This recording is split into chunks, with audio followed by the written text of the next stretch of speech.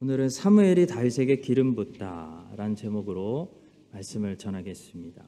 오늘 본문에 드디어 처음으로 다윗이 등장합니다.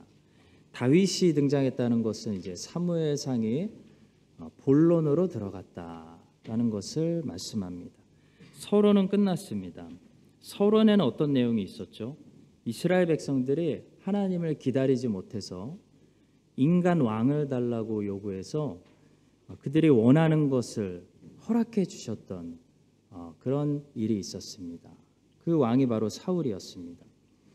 그리고 이스라엘 사람들은 그들이 원했던 것이 최선의 것이 아니었다는 것을 사울을 경험하면서 배워 나가야만 했습니다.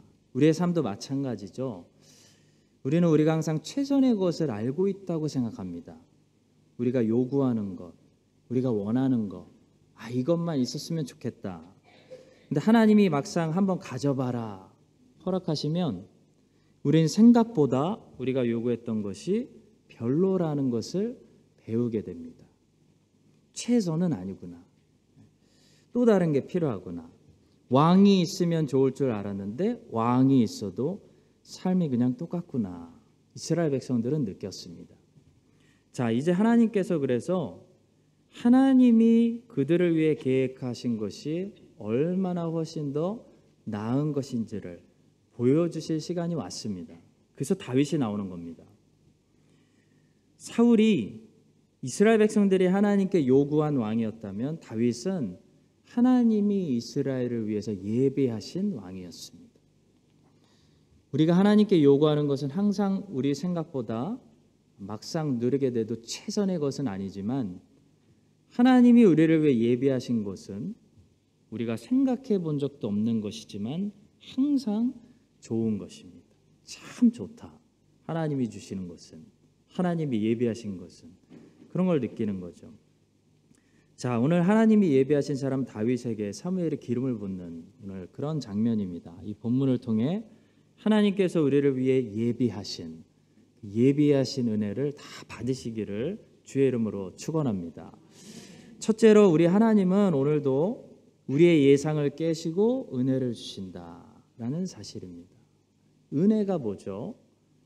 은혜는 받을 자격이 없는 상황에서 주는 선물이기 때문에 은혜는 항상 우리에게 어떻게 옵니까? 우리의 예상을 깨고 예상 밖에 우리를 좀 놀라게 하면서 그렇게 오는 것이 은혜입니다. 은혜는 절대로 당연한 것이 아닙니다. 은혜를 만약 언제부턴가 우리가 당연한 권리처럼 누린다면 우리는 은혜를 더 이상 은혜로 받고 있는 것이 아니겠죠. 은혜는 받을 자격이 안 되는 상황 속에서 생각지도 못하게 기대 안 했는데 오는 것이 은혜입니다. 오늘 본문을 보시면 베들레헴 사람들이 사무엘이 그들에게 갑자기 옵니다. 그랬더니 기뻐하기보다는 두려워했습니다. 사무엘이 사울과 서로 등 돌렸다는 사실을 당시 이스라엘 사람들이 다 알게 되었습니다. 그리고 사울 정부가 점점 더 쌍막해지고 여기저기서 감시하고 있다는 그런 상황이었습니다. 그런 상황에서 사무엘이 우리 동네로 온다는 거 이거 만만치 않은 일입니다. 두려운 일입니다. 베들레헴 사람들은 아마도 좋지 않은 예감을 짐작했던 것 같습니다. 그래서 두려운 마음으로 사무엘에게 질문합니다. 4절의 말씀입니다. 사무엘이 여호와의 말씀대로 행하여 베들레헴의 이름에 성읍 장로들이 떨며 그를 영접하여 이르되 평강을 위하여 오시나이까. 여기서 떨며라고 번역된 히브리어 단어는 흔들리다라는 뜻도 있지만 terrified, 겁에 질리다라는 뜻도 가지고 있는 단어입니다. 이 단어가 성경 어디에서 또 쓰였냐면 다윗의 아들 아도니아가 다윗의 허락도 없이 자기가 다음 왕이 되려고 나라의 고관들을 초청해서 미리 잔치를 했는데요. 근데 다윗이 솔로몬을 왕으로 세워버렸습니다. 그래서 사람들이 솔로몬이 왕이다 외쳤습니다. 그 소리를 듣고 아도니아의 잔치에 초대되었던 사람들이 다 놀래가지고 일어나 각자의 길로 돌아갔을 때 이 단어가 거기서 등장합니다. 열왕기상 1장 49절입니다. 아도니아와 함께한 손님들이 다 놀라 terrified 일어나 각기 각 길로 간지라. 아마도 이때 아도니아의 집에 모였던 사람들은 그냥 놀란 정도가 아니라 완전히 겁에 질려서 얼굴이 시퍼렇게 되는 그런 공포를 느꼈던 것 같습니다. 왕의 허락도 없이 자기네들끼리 모여서 아도니아를 새로운 왕으로 인정하는 그런 자리였거든요. 근데 솔로몬이 왕이 된 겁니다. 그러니까 잘못하면 이날 아도니아의 집에 모인 사람들 명단 찾아서 다 수색해서 다 처형시킬 수 있는 그런 상황입니다. 그러니까 이 사람들이 얼마나 두려워했을지, 간담이 녹았을지 상상할 수 있는 거죠. 자, 그런데 이런 두려움을 베들레헴 사람들이 사무엘을 봤을 때 느꼈다. 그런 말씀입니다. 베들레헴 사람들은 사무엘이 오는 걸 보고 이제 사울이 우리 다 죽이는 거 아니야? 무슨 일 있는 거 아니야? 두려워했다. 그런 말씀입니다.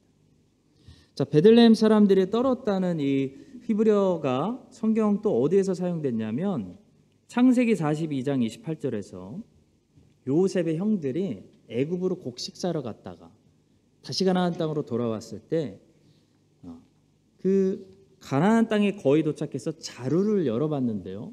그 자루 속 안에 돈이 그대로 있었습니다.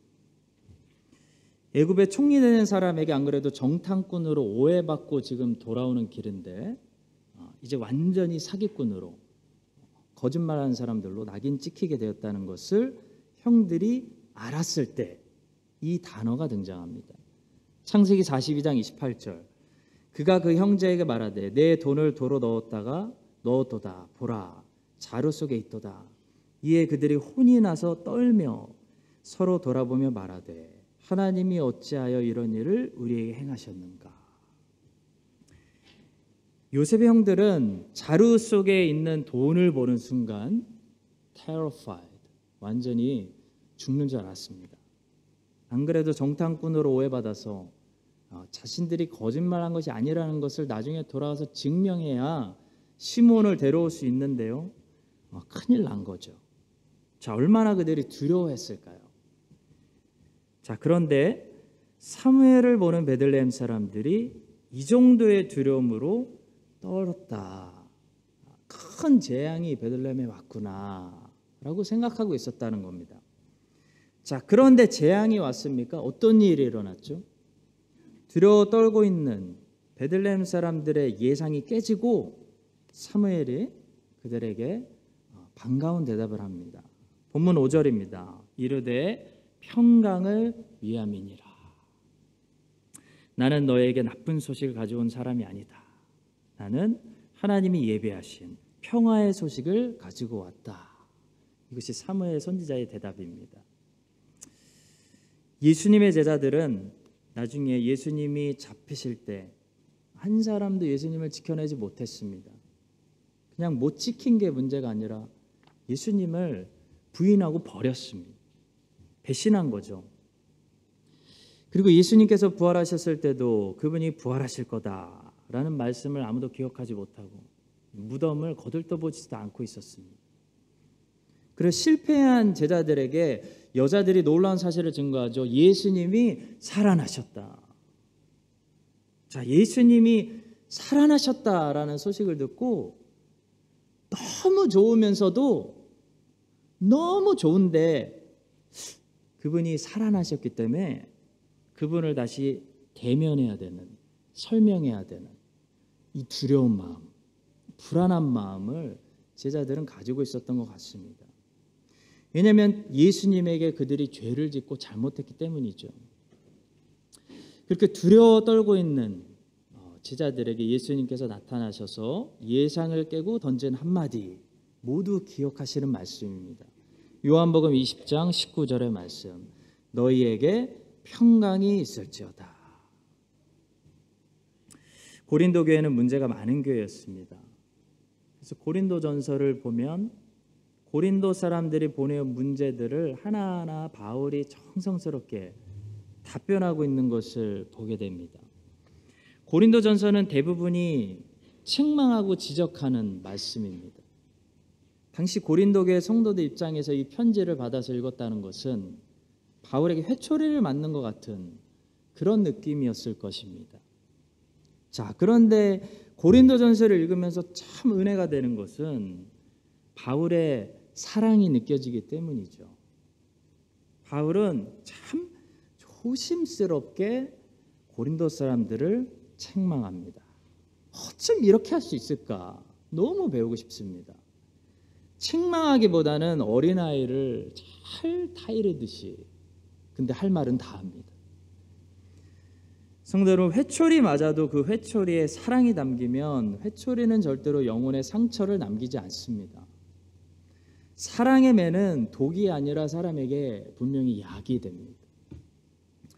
고린도전서는 책망의 편지이면서 사랑의 편지입니다.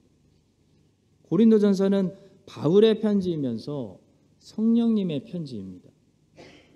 성령께서는 바울을 통해 고린도 사람들을 책망하시지만 책망하시면서 화를 전하고 재앙을 전하는 것이 아니라 바로 이것을 전하는 데 목적을 가지고 있었습니다. 고린도전서 1장 1절부터 3절을 읽겠는데요. 제가 읽어보겠습니다.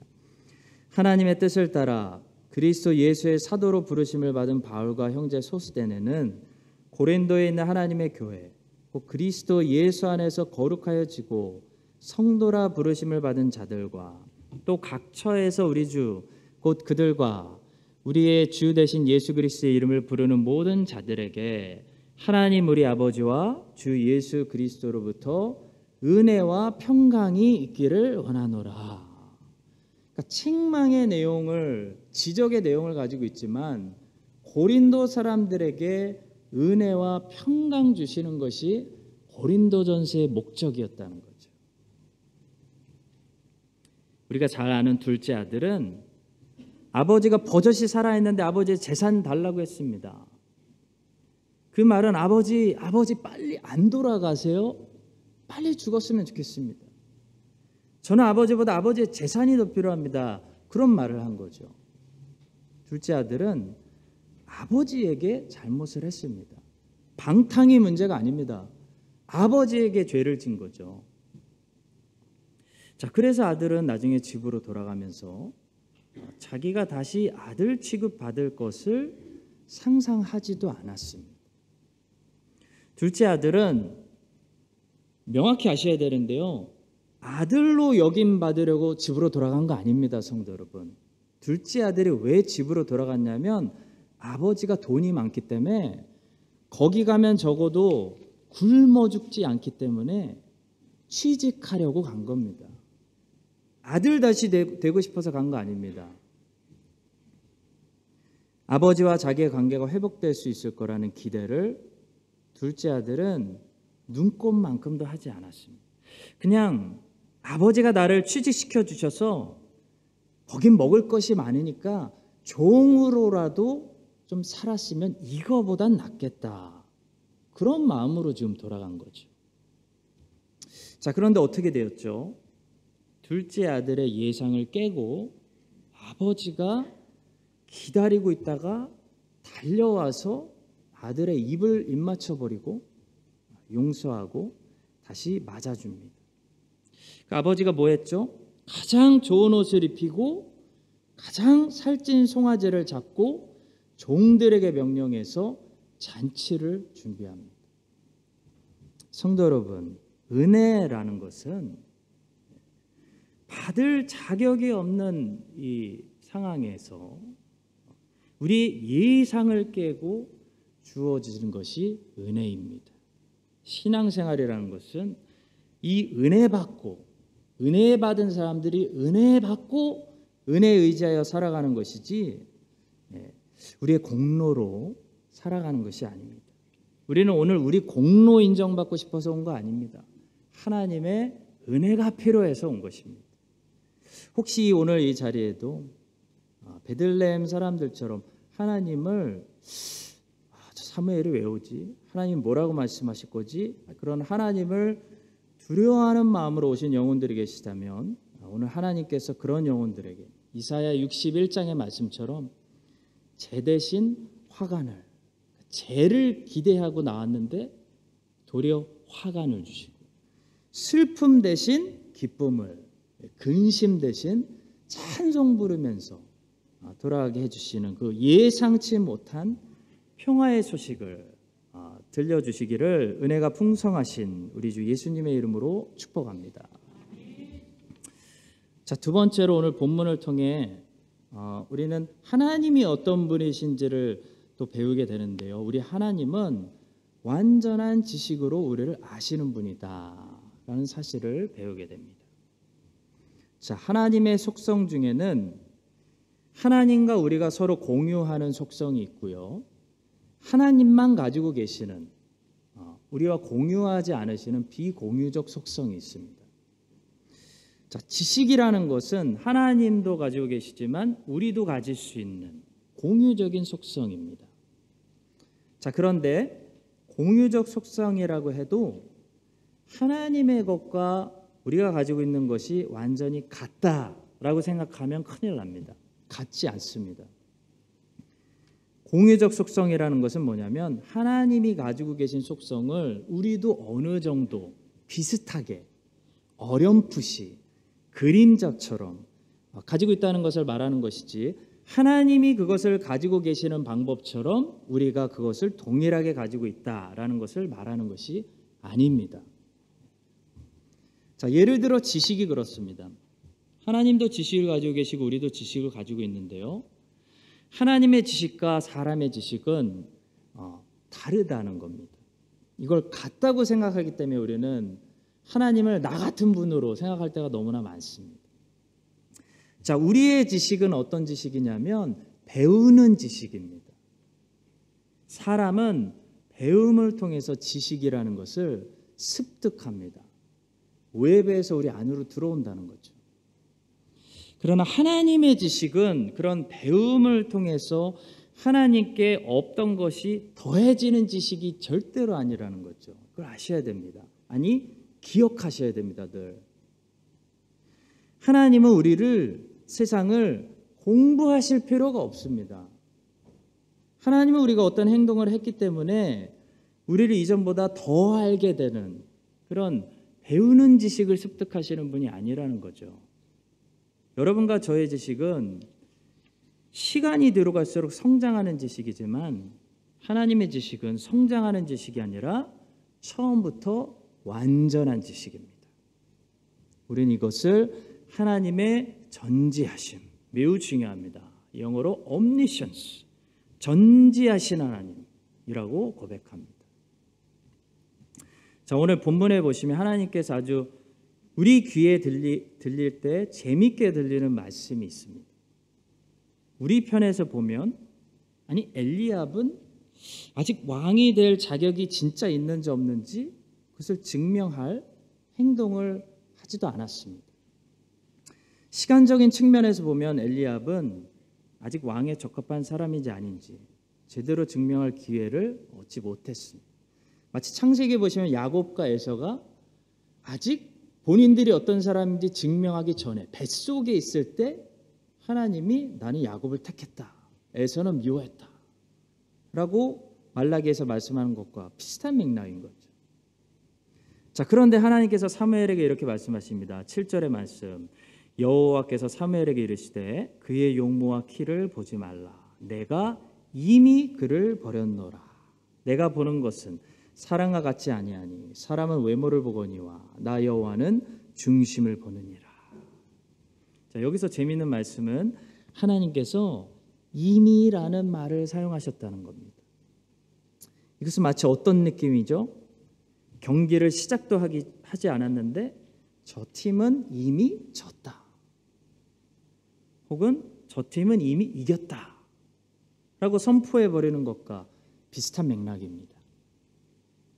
자, 하나님께서 엘리압을 제대로 테스트해 보시기도 전에 내가 이미 그를 버렸다 라고 말씀하실 수 있는 까닭은 하나님께서는 완전한 지식으로 엘리압을 아시는 분이기 때문입니다.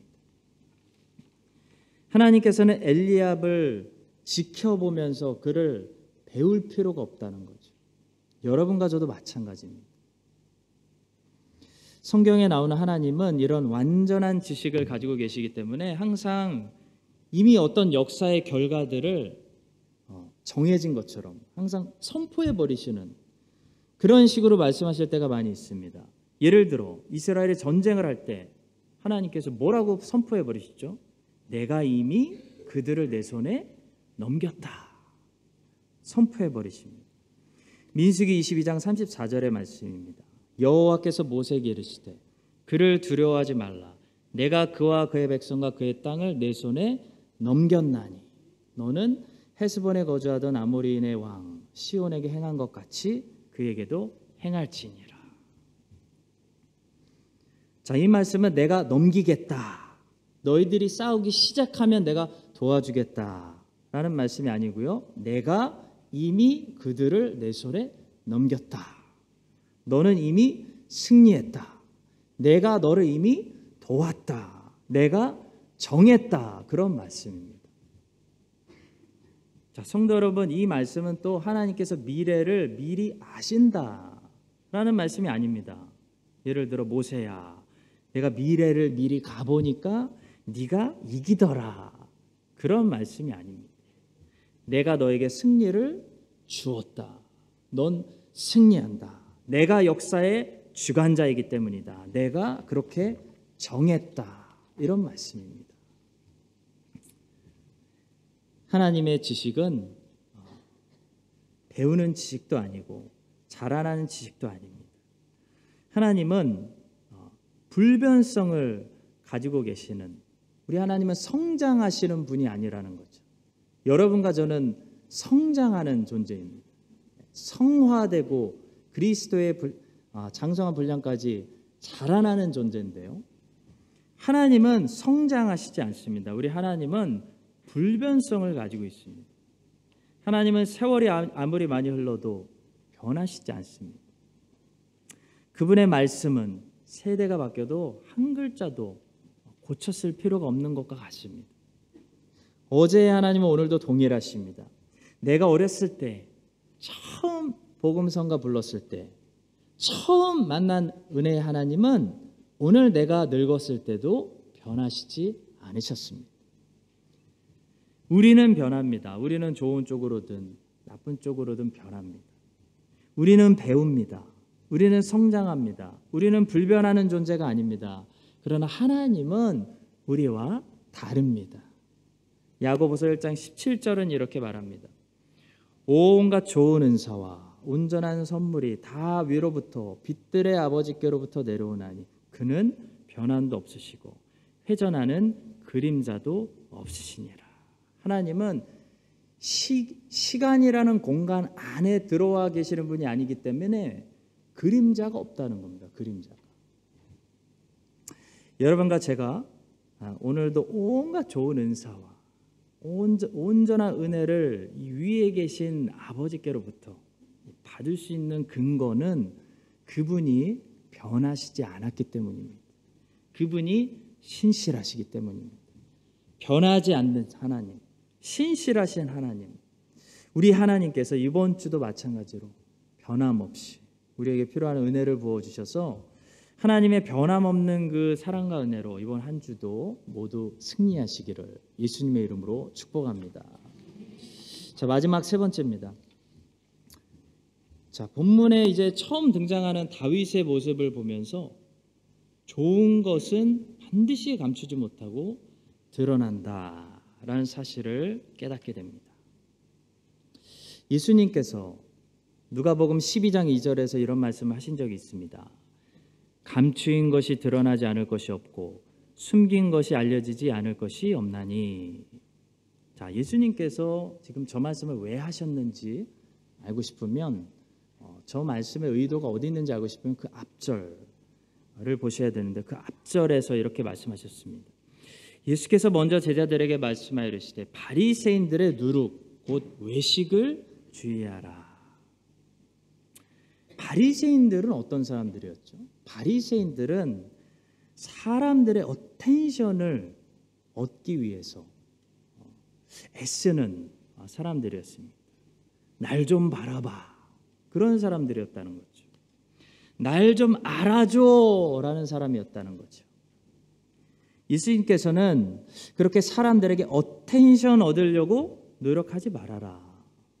사람들에게 어텐션을 얻기 위해서 혹시 종교를 사용하면 너희들은 심각한 외식자가 된다 라는 말씀을 하시면서 그 다음 구절에서 이런 말씀하신 거죠.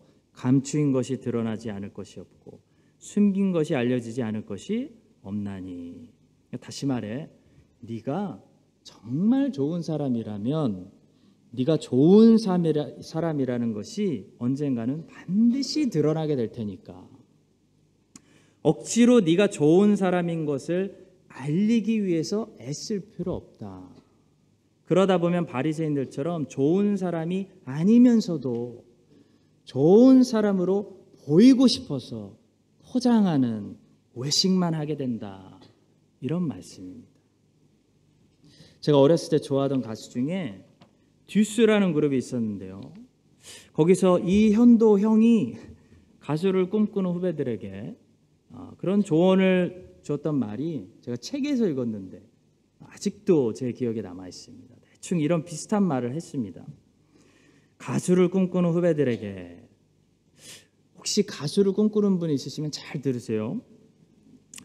음악을 세상에 어떻게 알릴까 고민하지 말아라. 좋은 음악은 어디에 있어도 세상이 반드시 알아서 찾아내니까 음악을 어떻게 선전할까를 고민하지 말고 좋은 음악을 만들 생각을 해라.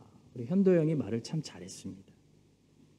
성도 여러분, 본문에 다윗이 처음 등장하면서 우리에게 던지는 교훈은 그것입니다. 다윗은 스스로를 어떻게 선전할까 고민 안 했는데 하나님이 그를 찾아내고 계시다라는 거죠. 왜냐하면 하나님이 그를 왜 찾아내시냐면 다윗이 하나님 앞에서 이미 좋은 사람으로 준비되었기 때문입니다. 우리가 하나님 앞에서 어디나 보고 계시는 하나님 앞에서 정말 좋은 사람이 되면 우리를 세상에 필요에 따라서 나타내시고 찾아내시고 드러내시고 선전하시는 분은 하나님입니다. 다윗을 세상에 드러내시고 공개하시고 기름 부으시고 선전하고 계시는 분은 하나님이라는 거죠. 다윗은 스스로를 드러내는 사람이 아니었습니다. 다윗은 숨어 있는 사람이었습니다. 다윗이 형들이 다 모이는 그 모임에도 오지 못했다는 사실은 그가 숨어 있는 사람, 감추어진 보배, 진짜 보배가 여기 있었네? 그런 숨어 있는 보배 같은 사람이었다는 거죠. 성도 여러분, 좋은 작품을 인생에 잘 준비하고 있는데 그런 생각이 들 때가 있어요. 우리가 살다 보면 야, 내가 이거를 열심히 준비한다고 해서 의미가 있을까? 하나님 이걸 쓰실까? 이게 세상에 나올까? 라는 생각 때문에 초조해하거나 걱정하지 마십시오. 사람들은 몰라도 하나님이 여러분을 지켜보고 계시기 때문에 여러분들의 아침부터 저녁까지의 삶을 하나님이 보고 계시기 때문에 무엇이든지 내가 좋은 작품을 내 인생에서 만들어내면요, 그것을 필요에 따라 드러내시고 선한 도구로 사용하시는 분은 하나님이십니다. 사랑하는 성도 여러분, 인생은 생각보다 공평합니다. 자기가 뿌린 대로 거두는 것이 인생입니다. 밭은 거짓말을 별로 안 합니다. 콩 심으면 콩 나고 팥 심으면 팥 내고 콩을 많이 열심히 심으면 많이 냅니다. 다윗은 사람들이 보지 않았지만 사람들이 보든지 안 보든지 좋은 작품이 되기 위해서 오랜 시간을 준비했어요. 시를 쓰고 찬송을 부르고 물매를 매일 던지고 양들을 정성껏 돌봤습니다. 그가 같이 다윗같이 성품적으로나 신앙적으로나 실력으로나 다윗같이 뛰어난 사람이, 준비된 사람이 뚜껑 열어보니 이스라엘에 없었습니다. 그러니까 하나님께서 이제 다윗을 세상에 드러내십니다. 기름 부으십니다. 자, 그런 찾아내시고 드러내시는 하나님을 우리가 보면서 여러분과 저도 세상 사람들이 하는 것처럼 좋은 작품이 아니면서도 스스로 선전하는 일에만 그런 몰두하는 것이 아니라 목동 다윗처럼 진짜로 내가 좋은 사람, 좋은 신앙인, 좋은 인생, 좋은 작품이 되도록 하나님의 눈앞에서 매일 우리가 다듬어질 때 하나님께서 여러분과 저를 필요에 따라 세상에 드러내시고 하나님의 영광을 위해서 쓰임받는 그런 도구가 되게 하여 주시기를 오늘도 우리를 아무도 보지 않는 곳에서도 지켜보고 계시는 예수 그리스도의 이름으로 축원합니다. 기도하겠습니다. 하나님 아버지, 바리새인들처럼 스스로를 선전하기 위해서 종교마저 사용하는 외식하는 자들이 되지 않게 하시고 다윗처럼 매일 물매를 던지고 매일 시와 찬양으로 하나님을 예배하고 매일 양들을 정성껏 돌보는 숨은 보배가 되게 하여 주시옵소서. 하나님은 변하지 않으시고 흔들리지 않으시니 변하는 우리가 오늘도 하나님께 기대어서 삽니다. 오늘도 우리의 예상을 깨고 우리의 두려움이 변하여 즐거움이 되게 하시고 그리스도 예수 안에 있는 은혜를 허락하여 주시옵소서. 예수 그리스도의 이름으로 기도합니다. 아멘. 지금은 평강의 왕이신 예수 그리스도의 은혜와 변하지 않으시고 회전하는 그림자도 없으신 아버지 하나님의 신실하신 사랑과 우리의 슬픔을 오늘도 다시 한번 춤으로 바꾸시는 성령 하나님의 교통하심이 오늘 말씀을 듣고 다시 세상을 향해 힘차게 걸어가는 주께서 구속하신 사랑하시는 모든 자녀들 위해 이제부터 영원까지 함께 하시기를 간절히 축원드립니다. 아멘.